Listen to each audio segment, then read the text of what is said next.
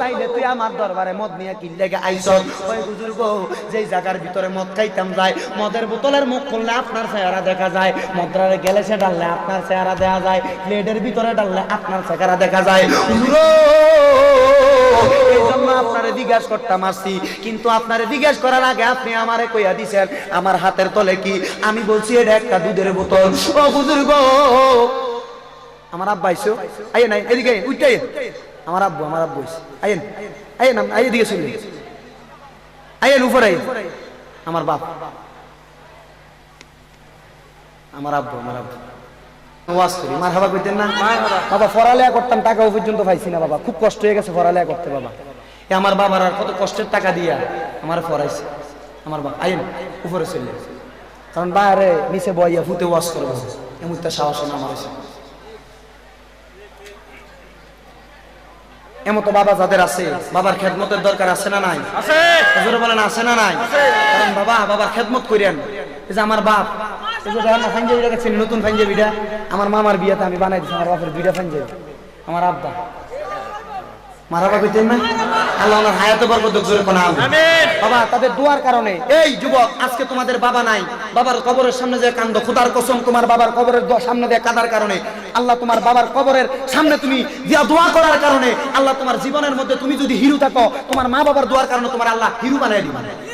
এই কথা বলেন ঠিক কিনা বলেন? আজকে মা বাবার দোয়া নিয়ে তুমি দুনিয়ার জমিনে থাকো, খোদার কসম তোমার কাছে টাকা থাকতে না পারে, পয়সা থাকতে না পারে, আল্লাহ তোমার দুনিয়ার জমিনের ভিতরে মা বাবার দোয়ার কারণে তোমার ওলি বানিয়ে দিবে।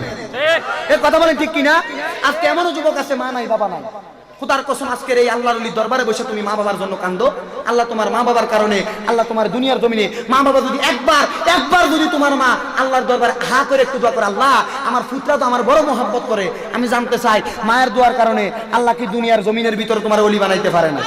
আর বলেন পারে কি পারে না? কারণ এই জন্য আমার নবী বলেছেন, বাবাকে তোমরা কাবা জানিও, মদিনা জানিও, মাকে যদি গো তারা বেঁচে থাকে। ঠিক কিনা বলেন? ওই আমি সেবি নাই, সেবিতে পারি নাই, সেবিও আমার উম্মত, সেবিও আমার উম্মত। আজকে কার জানি আম্মা নাই, সে বুঝে মা কত আপন। আজকে কার জানি আব্বা নাই, সে বুঝে আব্বা কত আপন। দুনিয়ার মধ্যে রে কত সন্তান আম্মারে আম্মা কইয়া ডাকে, আজকে কে জানি মার এখানে হাত বাড়াইছে, আজকে কে জানি আজকে উরুসে বৈশা গেছে রে। আমি বলতে চাই বাবারা, মা তোমার নাই কিতা হইছে, মায়ের কবরের সামনে যাইয়া একটু তুমি দোয়া করো। আমি জানতে চাই রে, মায়ের দোয়ার কারণে তুমি দুনিয়ার মধ্যে ওলি হইতে পারো কি পারো না? আরো জোরে কই না, পারো কি পারো না?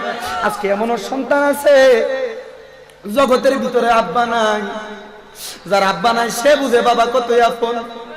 এরে দুনিয়ার মধ্যে অনেক সন্তান আছে বাবারে খাওয়ায় না, দুনিয়ার মধ্যে অনেক সন্তান আছে বাবারে আদর করে না। আমি বলবো রে যুবক, আব্বার লগে বেয়াদবি করিস না, আব্বারে কষ্ট দিস না রে, কারণ তোর আব্বা নাই। যাদের আব্বা নাই তারা জানে আব্বা কত আপন।